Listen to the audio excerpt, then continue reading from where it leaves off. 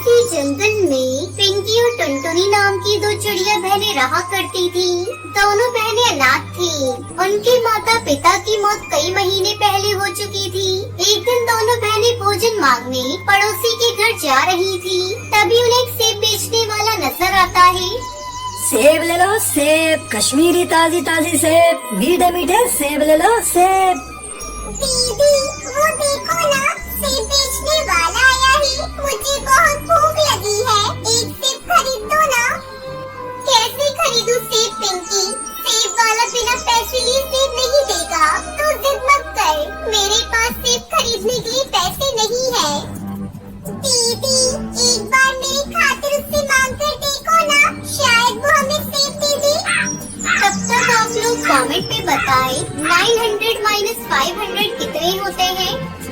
अपनी बहन की बात मानकर टुनटुनी चिड़िया सेब वाले के पास जाती है और उससे कहती है, सेब वाले अंकल मुझे एक सेब चाहिए। ये लो ताजे और मीठे मीठे सेब, सीधे कश्मीर की वादियों से लेकर आ रहा हूँ। इस एक सेब का बस तुम्हें 10 रुपए देना होगा। ये सुनकर टुनटुनी चिड़िया उदास हो जाती है और उससे कहती है, लेकिन अंकल मेरे पास एक भी रुपया नहीं है। मेरे मम्मी पापा कई महीने पहले हमें छोड़कर चले गए। मेरी छोटी बहन भूखी है और वो सेब खाने की जिद कर रही है। अंकल प्लीज हमें एक सेब दे दो ना। इतना कहकर टुनटुनी वहाँ से जाने लगती है। उस सेब वाले को टुनटुनी उसकी बहन पर दया आ जाती है। ये लो बिटिया सेब, तुम्हें इसके पैसे देने की कोई जरूरत नहीं है। ये कहकर वो सेब उन्हें दे देता है। फिर पिंकी चिड़िया सेब को लेकर बड़े गौर से देखने लगती है। अरे पागल, तू इतनी गौर से क्यों देख रही है? तुझे भूख लगी है ना, जल्दी से खा ले। मैं इसे नहीं खाऊंगी टुनटुनी दीदी, मेरे दिमाग में एक आइडिया आया है। क्यों न अपने घर के पीछे जो खाली जमीन है वहाँ हम इस सेब को बो देंगे। फिर एक बड़ा पेड़ उगेगा और इस पर बहुत सारे सेब लगेंगे। तब हम उसे तोड़कर जितना मन चाहे उतना सेब खाएंगे और बच्चों को सेब बेच देंगे। अरे तू तो बिल्कुल पागल है पिंकी, ये सब जादू दुनिया में होता है, असल जिंदगी में ऐसा कुछ भी नहीं होता। लेकिन पिंकी चिड़िया अपनी बहन की बात नहीं मानती और उस सेब को मिट्टी में दबा देती है। अगले दिन दोनों बहनों की खुशी का ठिकाना नहीं रहता जब उनके घर के पीछे एक बड़ी सी सेब का पेड़ उगाता है और उस पर बड़े बड़े सेब लग जाते हैं। टुनटुनी को तो अपनी आंखों पर विश्वास ही नहीं हो रहा था। दीदी जल्दी से सेब को तोड़कर बाजार में बेचने चलते हैं। जब दोनों बहनें सेब बेचकर घर आती हैं तो मुखिया उनके घर का सामान बाहर फेंक रहा था। मुखिया जी आप ये क्या कर रही हैं? हमारे घर का सामान क्यों फेंक रही हैं? तब से ये घर हमारा है। तेरे बाप ने मुझसे कर्ज लिया था और बिना चुकाए मर गया। चलो अब दोनों भागो यहाँ से। टुनटुनी अपनी बहन को लेकर सेब के पेड़ पर बैठकर रोने लगती है।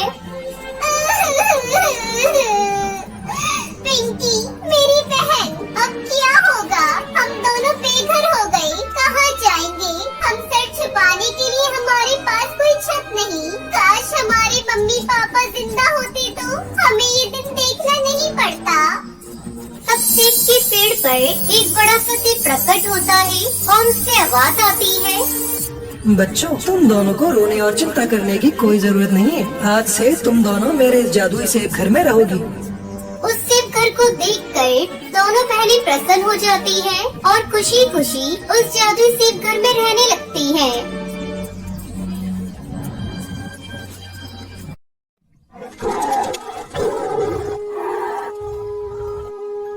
एक घना जंगल था। उस जंगल में एक टुनटुनी नाम की चिड़िया रहती थी। वो बहुत ही गरीब थी और वो अपना पेट पालने के लिए दूसरों के घर पर काम करती थी। उसके दो छोटे छोटे बच्चे थे, एक का नाम रानी, दूसरे का नाम टोनी था। वो दोनों अपनी माँ को काम करते हुए देखकर दुखी होती थी क्योंकि वो नहीं चाहती थी कि उनकी माँ दूसरों के घर पर काम करे।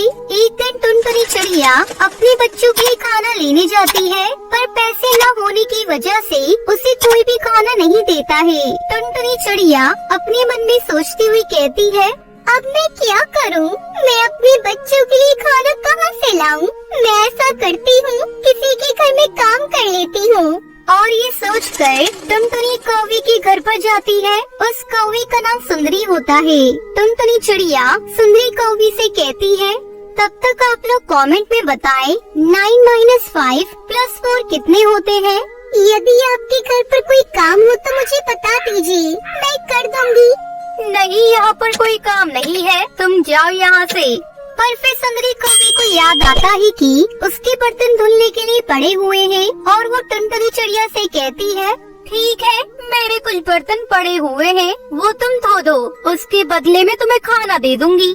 ये सुनकर टुनटुनी चिड़िया बहुत ज्यादा खुश हो जाती है और टुनटुनी चिड़िया सुंदरी कौवे के बर्तन धो देती है। बर्तन धो देने के बाद टुनटुनी चिड़िया को सुंदरी कौवे कुछ कचड़ी दे देती है। खाना लेने के बाद टुनटुनी चिड़िया अपने बच्चों के पास आती है और वो उन दोनों से कहती है, लो, मैं तुम दोनों के लिए खाना ले आई हूँ, अब जल्दी से खा लो, मुझे पता है तुम्हें भूख लगी होगी। नहीं, हमें भूख नहीं लगी है, हमें पता है आप दूसरों के घर पर काम करके हमारे लिए खाना लाती हो और ये हमें बिल्कुल भी पसंद नहीं है। मैं खाना काम करके लाती हूँ, ना कि मांग कर, इसलिए तुम्हें दुखी नहीं होना चाहिए। तुम्हें तो खुश होना चाहिए कि मैं खाना मांग कर नहीं लाती हूँ। पर हम नहीं चाहते कि आप काम करें, क्योंकि हमें आपको काम करते हुए देखकर बिल्कुल भी अच्छा नहीं लगता। उन दोनों की बात सुनकर टुनटुनी चिड़िया उनसे कहती है, यदि मैं दूसरों के घर पर काम करके खाना नहीं लाऊंगी तो तुम लोगों का पेट कैसे भरेगा? इसलिए मैं दूसरों के घर पर काम करती हूँ, जिससे वो लोग हमें खाना दे देते हैं। टुनटुनी चिड़िया दोनों को समझाती है। इसके बाद वो दोनों खाना खा लेते हैं। उन दोनों के खाना खाने के बाद टुनटुनी चिड़िया भी खाना खा लेती है। धीरे धीरे सब ऐसा ही चलता रहता है। टुनटुनी चिड़िया दूसरों के घर पर जाकर काम करती है और उन्हीं काम के रुपयों से टुनटुनी चिड़िया खाना ले आती थी। एक दिन टुनटुनी चिड़िया काम करते हुए जख्मी हो जाती है। उसके पंख में काफी चोट आती है, जिससे वो काम में असमर्थ हो जाती है। अपनी माँ को जख्मी हुआ देखकर उसकी बेटी कहती है, क्या हुआ माँ, ये चोट आपको कैसे लग गई? आहा, मैं काम कर रही थी और गिर गई और उसी वजह से मेरे पंख में चोट लग गई है। रानी चिड़िया और टोनी चिड़िया टुनटुनी चिड़िया को आराम से लिटा देते हैं। इसके बाद वो दोनों टुनटुनी चिड़िया के पंख पर दवाई लगाते हैं और टुनटुनी चिड़िया को आराम करने के लिए कहते हैं। अगले दिन माँ को तो चोट लग गई है, तो अब वो काम पर नहीं जा पाएंगी, इसलिए हम लोग खाना लेने चलते हैं। हम लोग कहाँ पर चलेंगे? हमें कौन खाना देगा? हम लोग भी काम करके खाना लाएंगे, जैसे माँ लाती थी। इसके बाद वो दोनों काम ढूंढने के लिए जंगल में निकल जाते हैं। काफी देर जंगल में घूमने के बाद उन्हें एक बूढ़ा तोता दिखाई देता है, जो कि लकड़ियाँ काट रहा होता है। वो दोनों उसके पास जाते हैं और उस बूढ़े तोते से कहते हैं, बाबा, क्या मैं लकड़ियाँ काट दूं? इस पर वो बूढ़ा तोता उन दोनों की तरफ देखकर कहता है, काट दो बेटा, पर इसके बदले में तुम्हें कुछ ही चावल के दाने दे सकता हूँ। ठीक है बाबा। और ये कहकर वो दोनों लकड़ियाँ काटने लगते हैं। वहीं दूसरी तरफ टुनटुनी चिड़िया उठती है और अपने दोनों बच्चों को आवाज देती है, पर उत्तर न मिलने पर वो अपने मन में सोचती है, शायद बाहर खेल रही होंगी, इसलिए आवाज नहीं सुन पाई होंगी। मैं कुछ देर और लेटी रहती हूँ, तब तक शायद वो दोनों ही आ जाए। और ये कहकर टुनटुनी चिड़िया फिर से लेट जाती है। इधर दूसरी तरफ वो दोनों लकड़ियाँ काट देती है। लकड़ियाँ काटने के बाद वो बूढ़ा तोता उन दोनों को कुछ दाने देता है। दाने पाकर वो लोग बहुत खुश हो जाते हैं और फिर अपने घर पर आ जाते हैं। तुम लोग कहाँ पर थी? मैंने तुम दोनों को आवाज लगाई, पर तुमने कोई उत्तर नहीं दिया। इस पर टोनी चिड़िया खुश होकर कहती है, माँ, हम खाना लेने गए थे, इसलिए। ये सुनकर टुनटुनी चिड़िया दुखी हो जाती है। हम दोनों ने बूढ़े तोते की लकड़ियाँ काट दी और इसलिए हम दोनों को दाना दिया है। ये सुनकर टुनटुनी चिड़िया की आंखों में आंसू आ जाते हैं और वो कहती है, ये सब मेरी वजह से हुआ है। ना ही मैं जख्मी हुई होती और ना ही तुम लोगों को काम करना पड़ता। ऐसा क्यों कह रही हो माँ? वैसे भी आगे चलकर हम आपकी सेवा करेंगे, ना कि आप। और आपकी अभी तबीयत खराब थी, तो हम दोनों ने सोचा क्यों ना हम ही खाना ले आती है। इसके बाद वो दोनों अपनी माँ टुनटुनी को खाना खिलाती है और फिर वो दोनों खुद भी खाना खा लेती है। कुछ दिनों बाद टुनटुनी चिड़िया एकदम ठीक हो जाती है और फिर वो तीनों साथ में मिलकर काम करने लगते हैं।